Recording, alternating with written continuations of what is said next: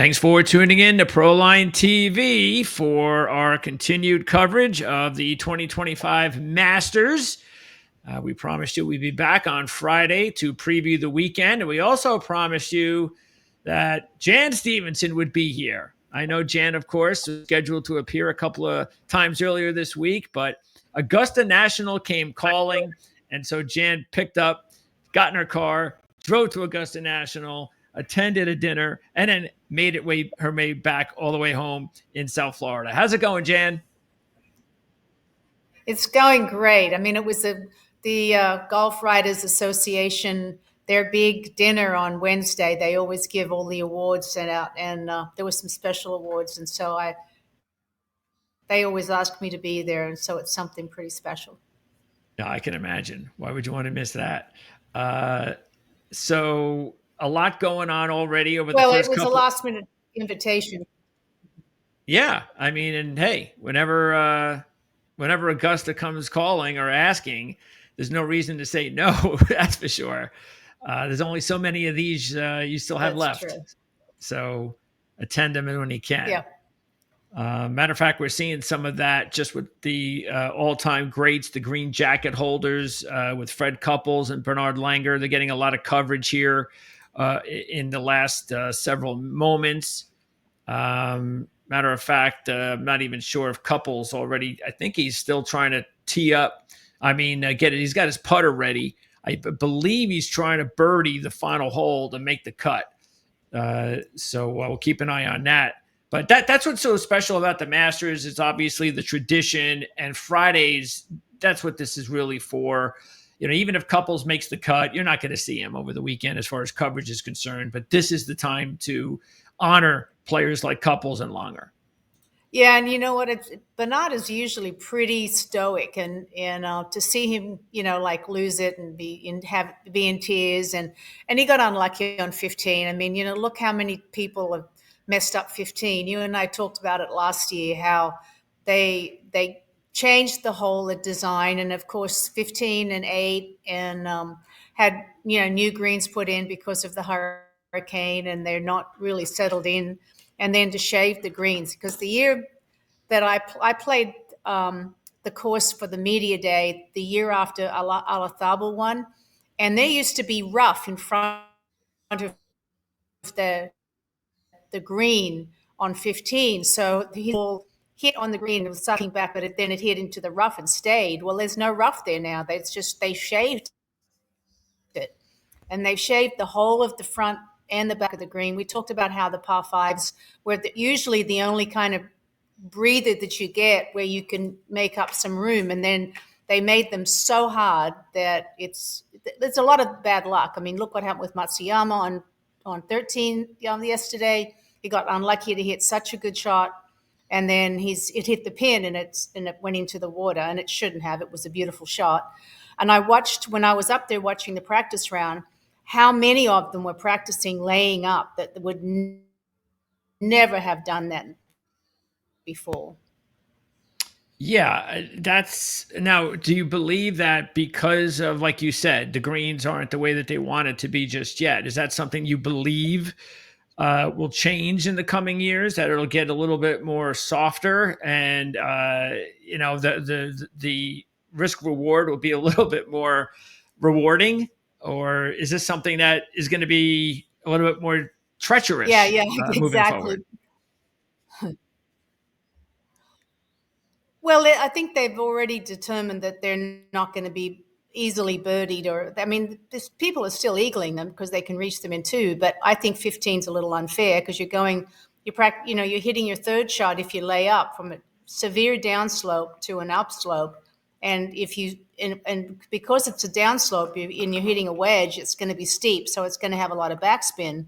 So there's such a small area for them to land it where it can just suck a little bit and not come all the way off the green. So they've made that hole really, really hard. I mean, I know it used to be a hole you'd be counting on making an eagle, and now I think they're just happy to walk away with a par.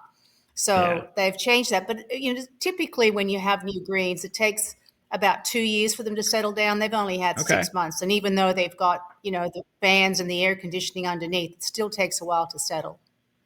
Okay. Matter of fact, they are right about actually, they're on the 14th, Justin Thomas and Scotty. So we'll see whether or not we're still on the air by the time they get to 15. Probably not. But anyway, a couple of things before we take a look at the leaderboard. Matter of fact, we were scheduled to have you on Wednesday's show. And of course, Mark Lawrence, Mark, he wanted to ask you, he was set to ask you this question on Wednesday. If Augusta National was all of a sudden on the LPGA rotation, how would you rank it? Well, I mean, there's a lot of players on the LPGA tour that are very upset that the Augusta National has something for every golfer except the women's professional tour. They have, the juniors, the drive, chip, and putt. They have the women amateurs, and nothing for the LPGA. And they're very bitter about it. And they used to actually play the tournament opposite our major, which was to be out at the Dinah Shore at the Nabisco. But there's been a lot of kind of bad blood about that, because they're like, why would you give it to an amateur when you're already letting the juniors play in the bright drive, chip, and putt? So, but as far as the golf course is concerned, it's one of those golf courses that on the LPGA tour, they play the golf courses, I think, too long. I mean, that's why you see their scores sometimes are a little high. Okay. Compared to what the men, it's one of those things with if it was hitting the same shots in, I think our players would do just as well.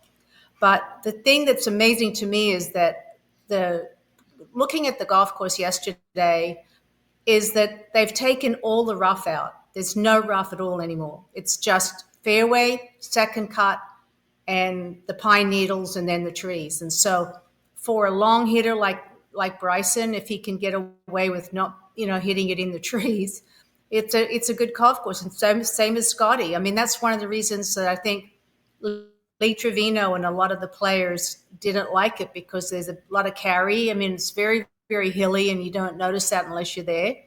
But they can carry the hills, and it makes a huge difference. Whereas Lee Trevino hit the ball low, and he would hit into the hill.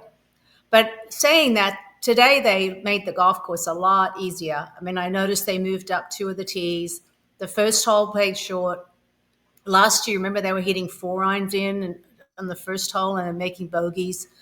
Yesterday, they played so slowly because, the golf course is really hard as far as lengthways. But it used to be that there were players that could win that actually had a great short game.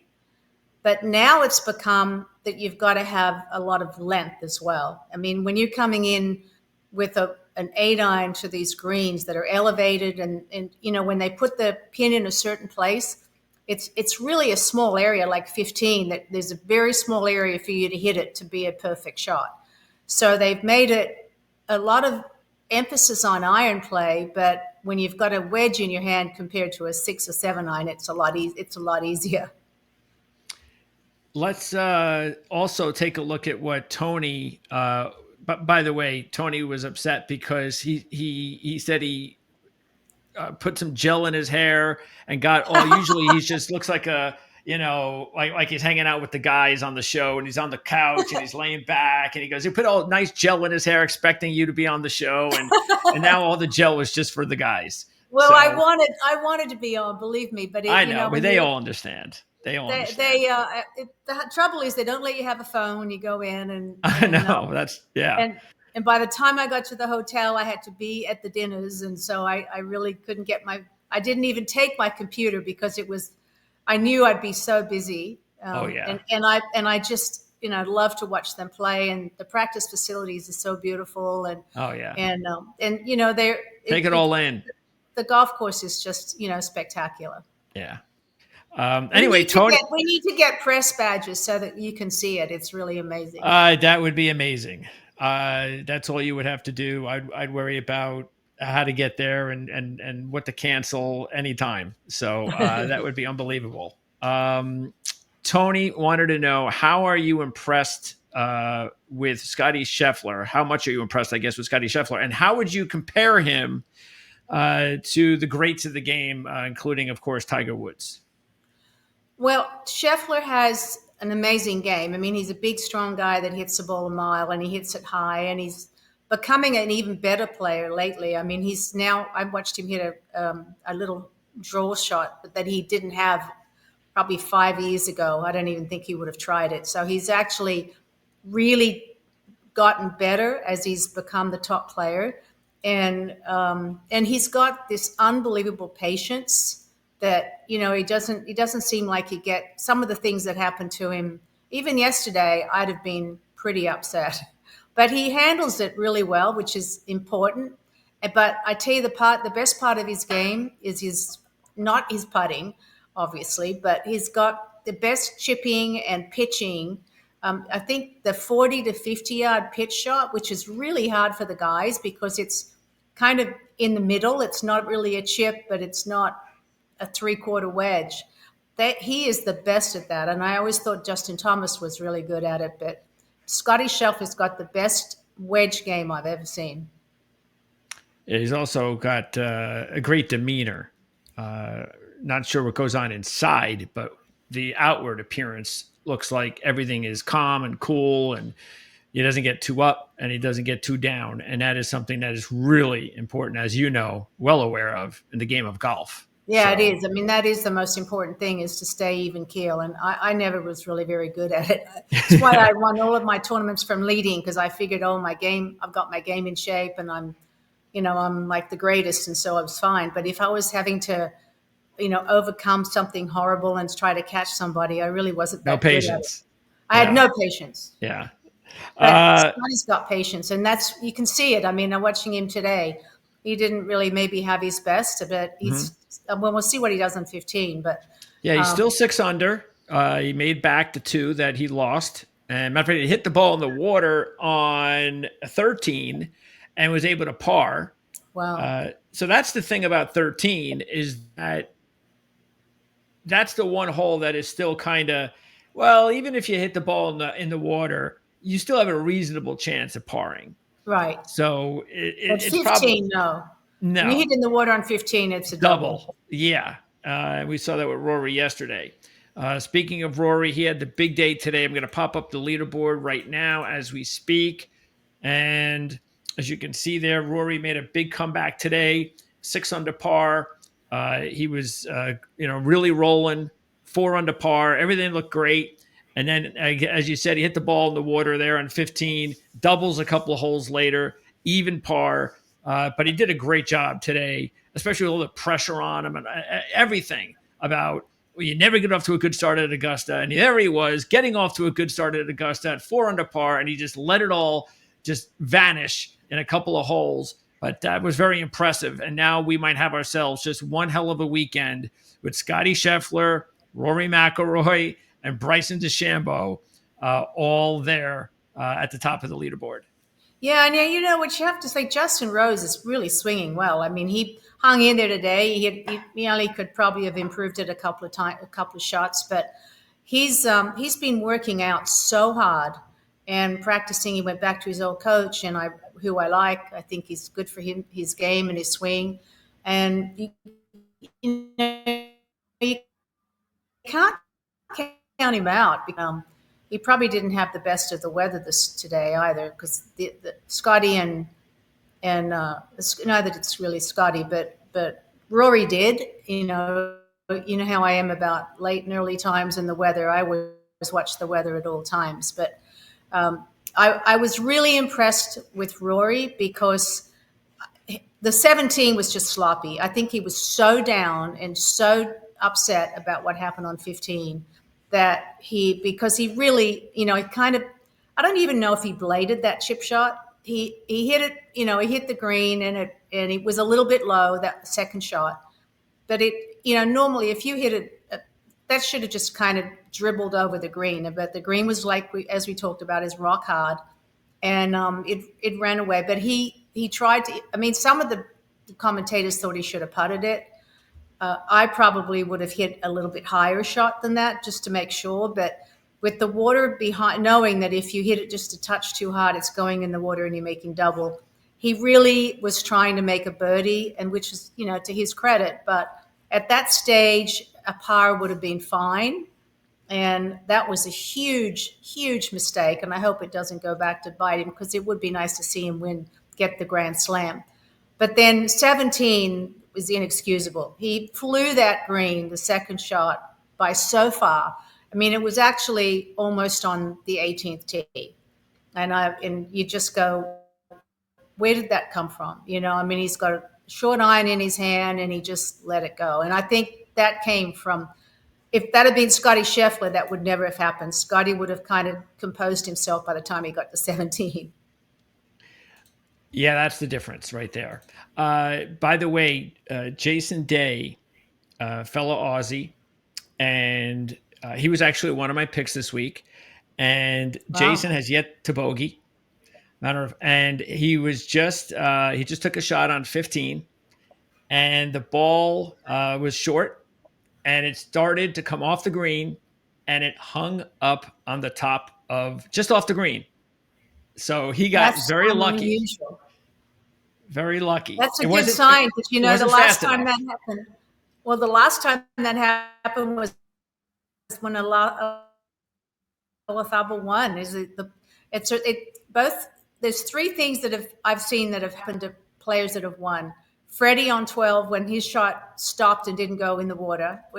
I played on the Monday after Freddie won, and we went down and tried to put a ball there and he wouldn't stay. So how that ball stopped and he got up and down and made three, we don't know. Well, look what happened with Scotty today on 12. He hit it in the trees and it came out, and he chipped it in for two. Now there's a difference of maybe between a 2 and a 5, 3 shots. Well, it takes something like that lucky to happen. And if it happened to Jason, you never know. That might be like the karma that you need. You need something, because so many things can happen badly. I mean, like when Matsuyama, when he hit a great shot in on 13 and it hit the flag and went in the water. There's sometimes to win that kind of a championship, Yep. You have to have a little tiny bit of luck. Let's take a look at the live odds, and Scheffler is back in front as far as the one to beat. Rory and Bryson are right behind him. And then Justin Rose, even though he's leading the tournament, is still getting 9-1. So they're still not very impressed with Justin being able to close this out against these younger, very talented major winners breathing down his neck. Corey Connors is playing good golf. He's 14-1. Shane Lowry, of course, he is. I think he's returning. Aren't they going back to where he won his? Yep, won his British. He won the British Open Championship. Yes. Yep. So I was with up. I was with the former Irish Prime Minister at the dinner, and they were all excited and hoping, because an Irishman's never won the Masters, and so they were putting a lot of money on Shane or Rory to win, and because it's never happened. Corey Connors is somebody, I just don't know that his putting is good enough, but he is the best second shot player. And I know that when we were talking about, they were going to ask me some questions, and one of them was, what would you do? What kind of player do you think wins the Masters? Well, typically you've got to have an unbelievable short game, and you've got to be long, that's why a Rory and a Scheffler are favored. But Corey Connors' iron play is brilliant. I watched him play at the Valspar, and his iron play was really good, but he missed a couple of 4-footers that were you shouldn't miss. So I don't know, coming down the stretch, and you and I have talked about it before, is I think the last 3 holes or 4 holes now have become so hard. 17 last year gave them fits. 18 is such a hard hole to drive it on with the pressure on, that if you can get in, because leading the tournament, coming down on Sunday, leading the championship, having to make 3 pars on 16, 17, 18, even though 16 is only a short hole, look at the trouble you can get in. They all know where the pin is going to be, but it's one of those things that now that 15's become like impossible to make a birdie on. So you've got 15, 17 and 18 that I think have made Amen Corner obsolete compared to those three hard holes. Because you're coming down the stretch. Look at the time, look at how many times somebody on that back nine has messed up when they've had the lead, like Jordan and Greg, and there's been so many, and somebody's come in earlier and won the event. So you want to have at least a two-shot lead going to the 17th hole.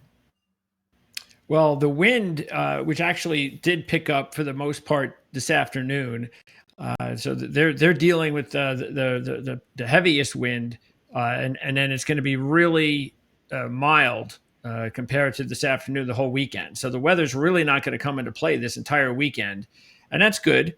And now, don't they That usually is good because there's a lot of luck involved. don't they usually put the pins on Saturday in the best possible places because they want Saturday to be moving day and they want the roars and all that kind of stuff? Yeah. Yeah, once you've made the cut, they give you a little bit of a chance to go for it, and then Sunday it's the typical. There was a couple of new ones on Thursday. I noticed the new positions, like 16 was a new pin. It was on the same line as it's going to be on Sunday, except it was back about 15 feet. So that's why nobody would go for them there, because if you hit it at the pin and go over the green, you can't get up and down. So they changed it up a little bit, but Sunday it's always the same positions every year. What about Tyrrell Hatton? He's 6 under. He's 14-1. He sure is playing as good as we've ever seen him play at Augusta, or really in majors. He's not exactly. He doesn't have the best major resume. He had a couple of good major results early on in his career, but wow, since he's become a much better player, the majors have been a struggle for him. But he's playing awfully well this so far, the first couple of days. Well, I love his golf swing. He's got a really good, solid, very simple golf swing. It's fast and it's short, so he doesn't. In the wind, he's a great wind player because of that. Because he's kind of like Tony Finau's swing. It's when it's that short, you don't have to have the wind be a factor. And plus, he's used to bad conditions. Now that the conditions are good, he may not be as much of a factor because the wind. He is a really good wind player, but he's been playing a lot. He's actually played more since he's been on the Live Tour, and he's playing well. So I think he's someone he could sneak up on it, like I was talking about, and be in the clubhouse and with a good score if he's in the last two or three groups, and then and just see what happens coming down the stretch. Yeah, you better be in one of those last two or three groups, though, because that's where it all comes from. It is just amazing that we haven't seen more comebacks in the Masters, but it is what it is. And if you are in those last two groups, especially, you stand a really good chance of winning. So again, it's look, if it's all but tightly bunched, and even if you're the third or the fourth group on Sunday, if you're still only within 3 shots of the lead, you're going to have a chance no matter what. But a lot of it's, of course, going to be dictated tomorrow because it's still a very jam-packed leaderboard at this point. And then Morikawa is sitting there at 25-1. I believe right now he is 3 under. Let me just double check. Morikawa, where is he? Yep, he is at 3 under, along with Patrick Reed and Hideki Matsuyama and Oberg and Sungjae Im. They're all at 3 under, but Morikawa and Reed are still out on the golf course. What about those two major winners, Reed and Morikawa? Well, they could definitely, and even Matsuyama, they can make a charge tomorrow morning because they're going to be out a little bit earlier.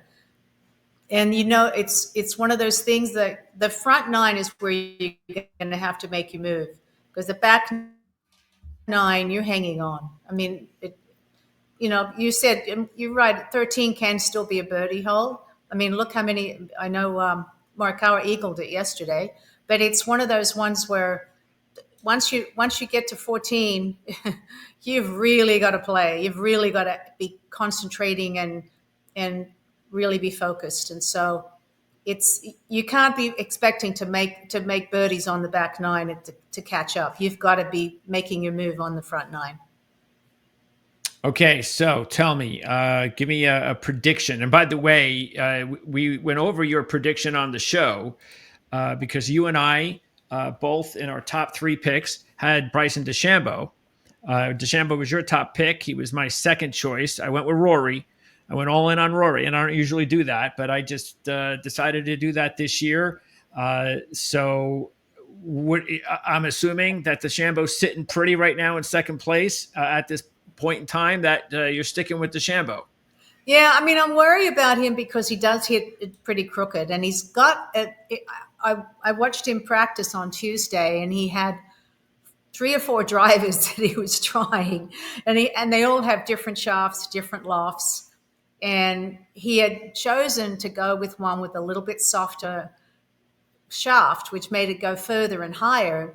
And I was really surprised at that because he's got plenty of length. And so the trouble with that is that sometimes it goes off the world, and he could get behind the trees. And so I'm hoping he's actually matured a lot, and that I hope he doesn't use that driver because he doesn't need that much more length than he's got. You know, he's plenty long enough with just a pretty stiff shaft and an extra stiff and not as much. I'd like to see him with a little more loft, and so that worries me with his driver. And he's always gone something crazy with his irons. He's always changing his irons and at the last minute. So I hope he sticks with what he's got. Yeah, he got off to a good start round one last year. This year, it's the first two rounds. So we'll see if he could take it into Sunday. Because, again, if you're a top player playing really good golf at the Masters, if you have a pretty good Saturday, chances are you're going to be there all the way through the end on Sunday. So, all right. And then who else do you like? Give me someone outside of Scheffler, of course, because we know, look, he's the favorite even right now at this very second. Even though he's two back, he's the favorite. He should be. There's no doubt about that. But give me one other player, and let's even get McIlroy out of there, because even though he hasn't won a green jacket, he's too easy to pick. So Who? McIlroy. So give me someone other than McIlroy or Scheffler. Give me another player that you would bet on right now to win based on the way the leaderboard looks. Well, I'm either going to go with Terrell or Jason Day. I think Jason has got a fantastic short game. You know, he's one of those people that he can handle 15. He can spin it just right. I mean, he's a beautiful, beautiful chipper and a bunker player, and he's kind of like just hanging in the weeds. So he's someone that he's always played decently there, but never really done anything, and he's had a couple of weeks rest. So I'm either going with Terrell or Jason Day. Okay, and looking at the odds, Jason is still a very good 30-1. So you're getting good odds still on Jason Day. Terrell is at 14-1. If that's the case, I'll go with Jason. Yeah, absolutely. He's getting double the money, even though he's only one back of Tyrrell Hatton right now. And he has yet to bogey. Taking a look at Scheffler, he just hit a ball outside. He hit the ball into the bunker, the right side bunker on 15. So he chipped out, and he's pretty far away from a birdie putt. So I'm not sure he's going to be able to get a birdie on 15, which is, again, no big surprise. So there you go. All you really need to do is unless the yardage is perfect for you for your second shot, he did the right thing. Get it in the bunker. He's a great bunker player, but he's just trying to make 5 now. Why not, right? Especially with the wind conditions the way that they are. You don't want to do anything ridiculous right now. Jason Day is trying to lag putt his way to another par on 16. And that's going to pretty much wrap it up here. So, look, everything is set up, Jan, for a great weekend.